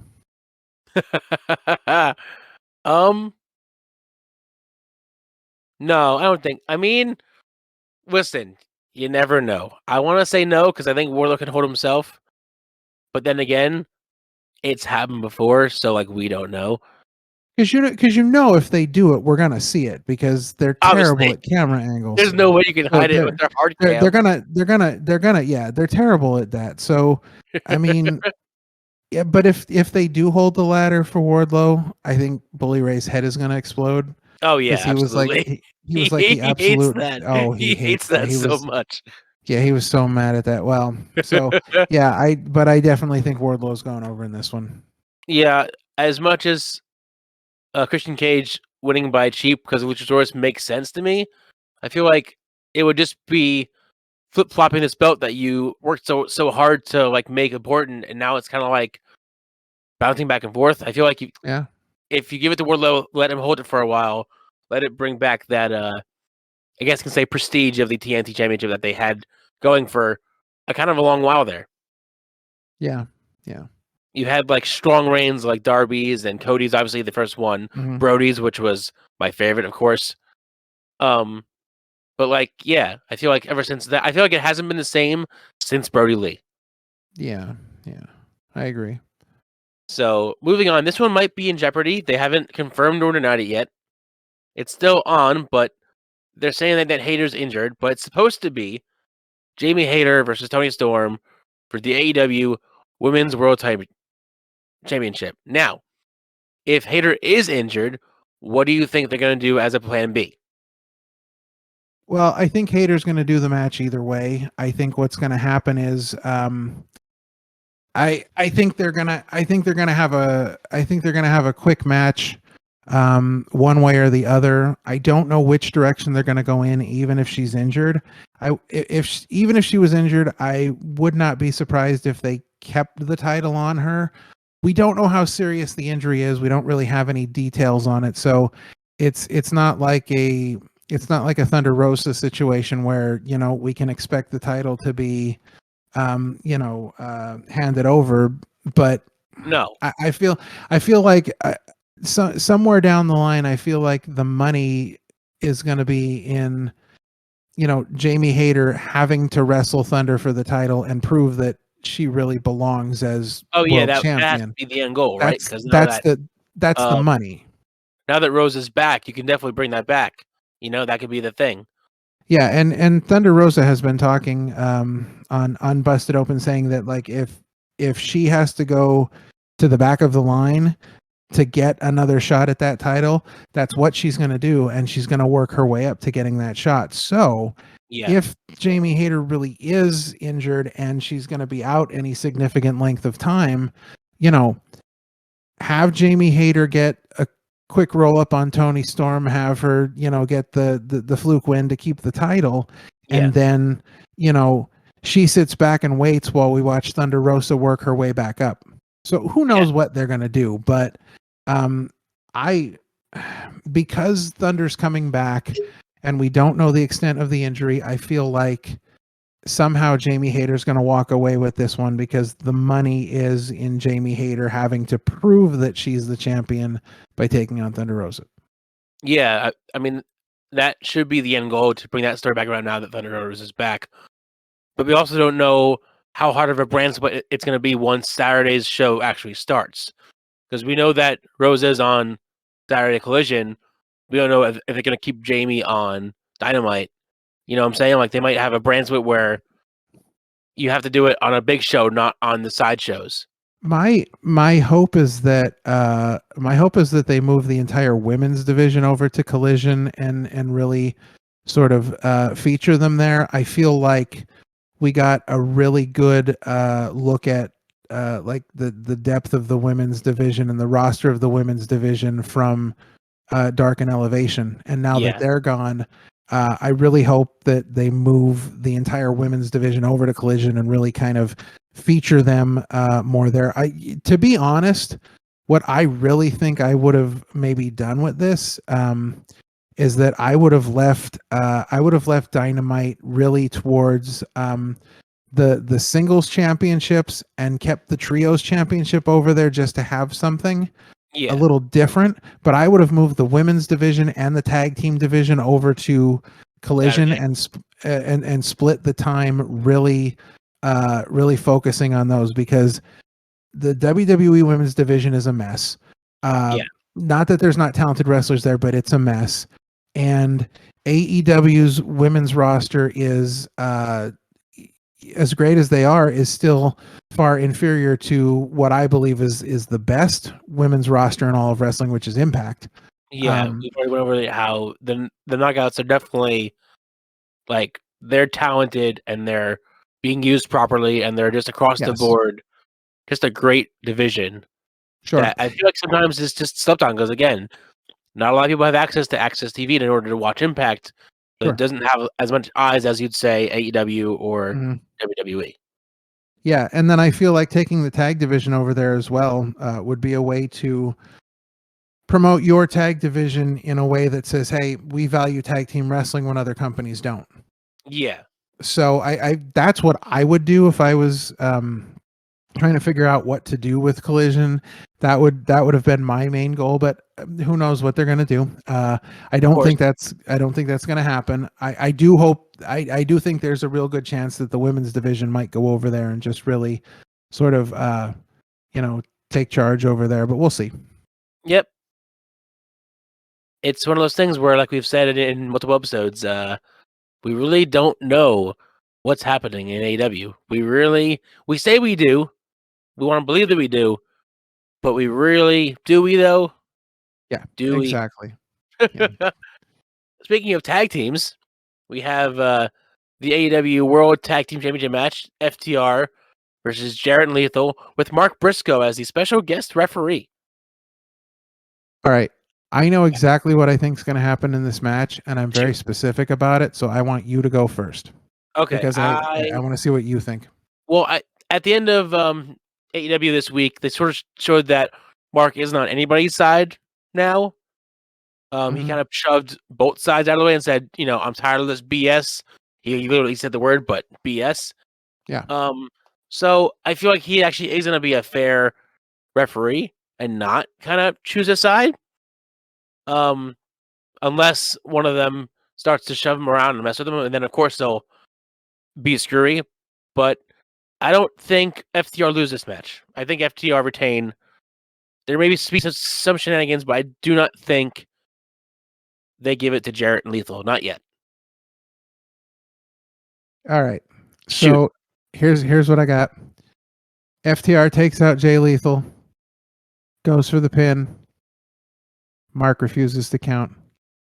In comes Jarrett with the guitar shot, tag, pin, whole 9 yards. Mark does the fast 3 count, gives the title to Jarrett and Lethal. That's my take. I see it coming, and then you could have the big chase and build up for FTR getting a rematch. They could book that for Wembley as well. But I think that that's my call. That's what I know that happen. They're doing Saturday for a reason, but I'm still holding out for the Elite versus CMFTR at Wembley. Now that Punk's back, that's now it. That Punk is back. They can do CMFTR. Punk is back. The trio. We're still hearing inconsistent things about it. They didn't mention him at all in the Collision talks, so we don't know for sure what's happening there. We really don't. We can hope, but he Khan announced that it is going to be in Chicago. The first episode, in fact. So if they do not bring out CM Punk in Chicago, they're just plain stupid. There, I said it.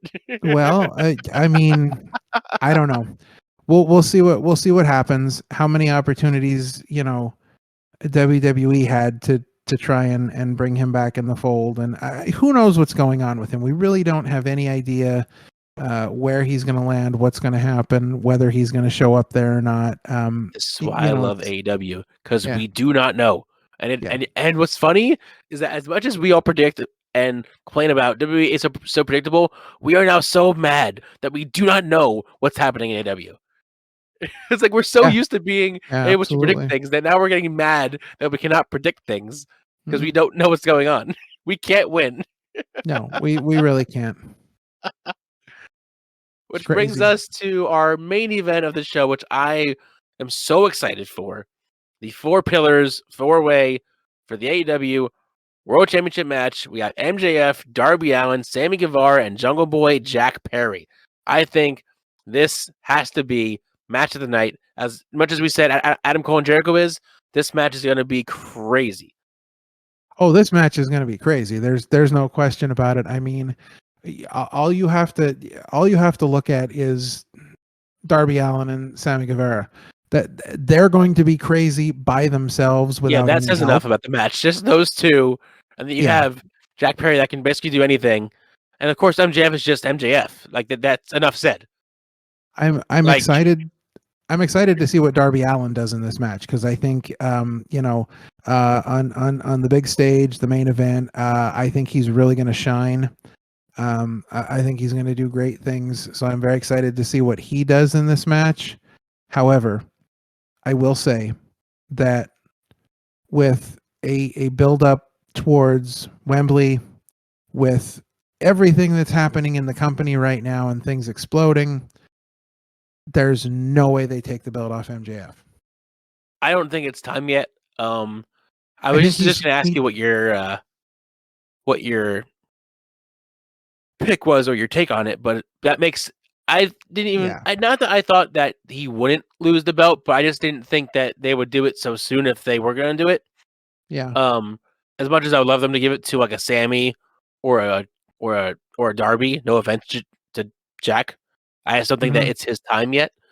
But if they gave it to a Darby or a Sammy, that would be for me more believable if they went that route. But I just don't see it in Jungle Boy Jack Perry just yet as a world champion. Maybe as like a TNT holder for a little bit. Mm-hmm. But I think he just needs more of a push to be the world champion. So I could see Darby Allin hitting something big on MJF, and then like Sammy or Jungle Boy coming in and throwing Darby out of the ring and going for the pin and getting rolled up by MJF, and MJF retains the title, and then then I think they have a big build up for Darby Allin towards a singles match for the title. Out of all four of the so-called pillars, which one is your favorite? Well, honestly, like I love Darby Allin's in-ring skills. I love the stuff he does in the ring. I think he is easily wrestling-wise. I think he's the most talented of the four. However, I think if you have to look at wrestlers as a whole package, I don't think we've seen anybody like MJF in a long time. And I've been watching MJF from the indies. I mean, I saw MJF wrestle live at the Wrestle Factory in Philly when Chikara was working with Beyond Wrestling, and MJF was a staple of Beyond Wrestling. So like when MJF hit AEW and just exploded, there was no surprise for me whatsoever, because the minute I saw this guy, I knew he was a superstar. I knew that he was bigger than any indie company could hold, and that one day he's going to do major things. I feel like we're maybe a good 2 or 3 years away from seeing MJF do the same thing that Cody did, going to WWE and becoming a huge star over there. I think it's only a matter of time before that happens, because as much as he's a big star in AEW and becoming like this focal point of the company, I really feel like until he gets a shot to do what he's doing in AEW over in WWE, I feel like that's when he goes from being a superstar to a megastar. He goes from being one of the greats in wrestling to being made. And yeah. I think that's down the line. But I think we're seeing the fruits of all that really happen here. And again, with all the big push towards Wembley and that being the real focus of everything right now, I don't see that push happening without MJF with the title.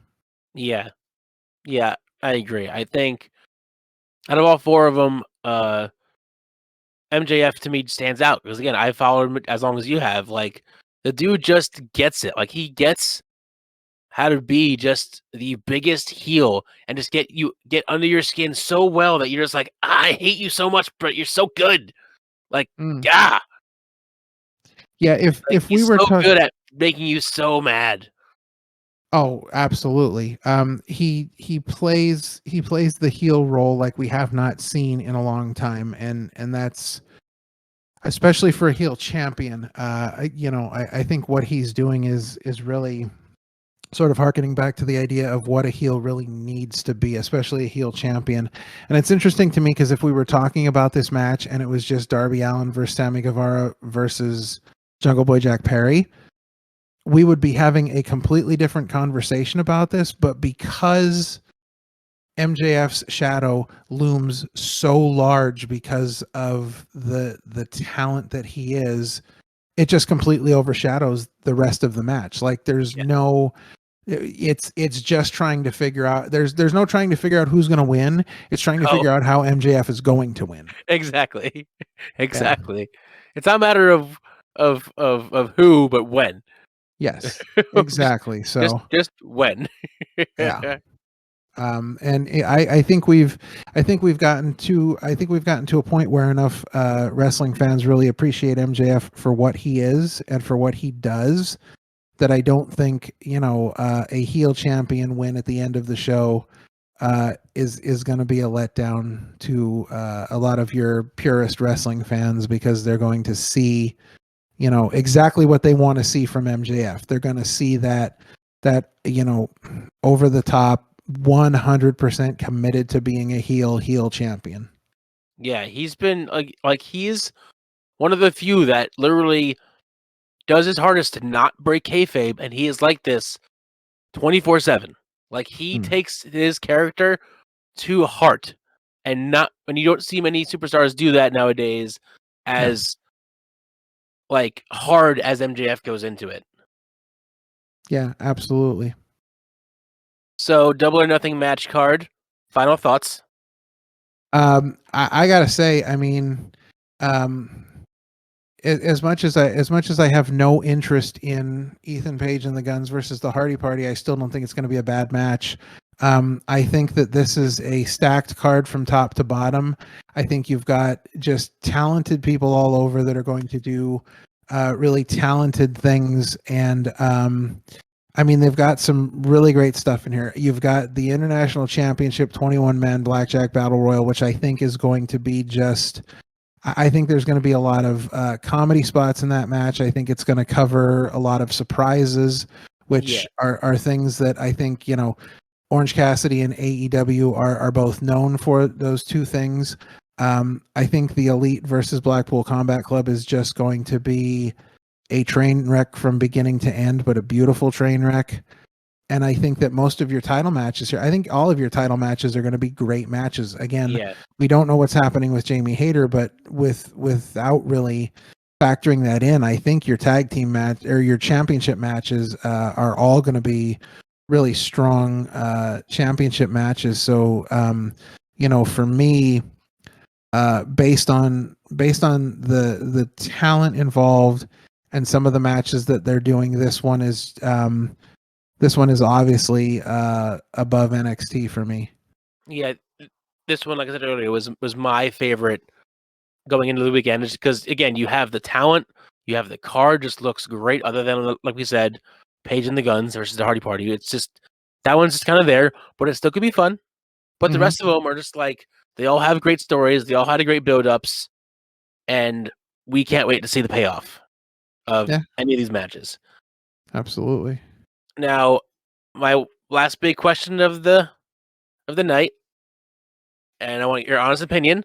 What is your strongest card of the weekend? For as much as I'm excited about AEW's Double or Nothing, and as much as I think that's just a really talented card, I think I'd honestly give it to NXT. I like the fact that we have a bit of a smaller show here. If I'm looking at it, we've got 6 matches listed, and I feel like the fact that 5 of those 6 are championship matches, and the last one is a last man standing match that we could be talking about for some time. I feel like overall, when I'm looking at a premium live event, this is what I want. They're not really there's not really to me there's not really a bad match on that card. Like, I don't look at that card and go, well, I don't really care about that match, because there's somebody in every match that I do really care about seeing, whereas AEW falls just a little short of that. Yeah, like, I don't think there's like a few points off, right? Yeah, exactly. So they're very close, but I would have to give it to Battleground. I feel like it's tied because I feel like, no offense to Saudi, but Night of Champions is not even in the running. No, definitely not. And here we are. Who would have thought that sitting here with 3 events in one weekend, that WWE, the main PLE, would be running so far behind? Yeah, it's the sad state of them right now, and it's unfortunate because, again, we've already talked about the mess of belts. Like, they're just right now, I think they're in a state of flux and they can't figure out how to get out of it. Yeah. And we're seeing it come to full force here in this Night of Champions pay-per-view card, where you're missing belts. Some belts don't make sense. Some matches you just don't care about. And it's just kind of feels like it was very much thrown together just for this show. Yeah, definitely. There's just there's not enough emotional investment in any of these matches. There really isn't. No, like, other than maybe seeing Sami Zayn for the first time and being in Saudi in 5 years, that's kind of cool to me. I want to see that because he hasn't wrestled in there for that long. Sure. Since the whole Syria and Saudi split thing, he Mhm. hasn't gone to any of the shows. This is his first time back in Saudi in general in 5 years. So Yeah, so that'll be interesting. in that aspect, sure. there is some emotional, attachment to that. But otherwise, there really is no. It's just a show to watch. Like, it's cool wrestling, yay! Yeah. So I guess the big takeaway from all of this is that no matter what you're looking for as a wrestling fan, you've got 3 amazing shows this weekend. There's a lot of there are a lot of talented people. Again, even when we talk about Night of Champions, it's not that the talent is not there. So for wrestling fans, there's everything you could be looking for this weekend in 3 different shows, 3 very different shows. And they really will feel like they are completely, worlds apart from each other. But yeah, there's a lot of wrestling to be consumed this weekend. So it's great time to be a fan. Yeah, Three for real. 3 premium live events in one weekend. Back in the 80s when we were watching the Big Four, we never would have imagined such a thing could happen. I hope that AEW sticks with that format and does not add more pay-per-views. I like that they do their Big Four and they actually push and make their stories like more developed in that time period rather than WWE that does one every month and every show feels so rushed because they only have 4 weeks to build a matchup. Yeah, absolutely. I miss the days where it was just Survivor Series, SummerSlam, Rumble, and Mania. Yeah, where there was actually time to build up to the matches where you actually cared and had time invested in the matches to watch the outcome. Yeah, absolutely. Well, we are in a different wrestling world, and yes. we win some and we lose some. But again, a lot of great wrestling to be had. We've got the show from Saudi, which starts at 1:30 tomorrow in the afternoon. 1 p.m. in the afternoon, and then Sunday night we've got Battleground and Double or Nothing running right up against each other. So I believe Battleground is 7:30, and then AEW starts at 8. So they're gonna run kind of through each other, but again, AEW is gonna go way longer. Probably not gonna end until like 12 or 1. Sure. While Battleground is probably gonna end at like 9:30 to 10 o'clock. So yeah, definitely. As a wrestling fan, make sure you get yourself some of this awesome wrestling this weekend. I know I'm excited. I'll be watching a good bit of wrestling this weekend. I'll be tuned in. Yeah, absolutely. So yeah, episode 5 in the books. Yeah, man, a great show. Very, very awesome show this week. A lot of good stuff to talk about. A lot of good wrestling to look forward to this weekend. But yeah, we're 5 shows in now. Like this has really been a pretty incredible run to this point. Roller coaster. Yeah, we're thankful for all the listeners out there. It's been great. Seeing people listen to the show. It's been great. Getting feedback from people. We've had a lot of great feedback. Our tag team episode has gotten quite a bit of good feedback from a number of listeners that have let me know how much they really enjoyed our top 5 tag team episodes. So it's just been a wild ride so far, and 5 down, and here's to a lot more. This train ain't stopping no matter what you try and do. Absolutely. So thanks for tuning in. Find us online, please. We're on Twitter and Instagram. We're on Facebook. You can find us at Mancast Network. I'm on Twitter at RealRalph316. Sean? At Twitter at Parmachizo. Awesome. So definitely check us out online. Interact with us. Let us know what you like, what you don't like, what you want to hear. We are open for all suggestions on any topic you guys want to hear. So for the whole team here at Opinion City, another episode in the books, and we will see you guys next week. Signing off.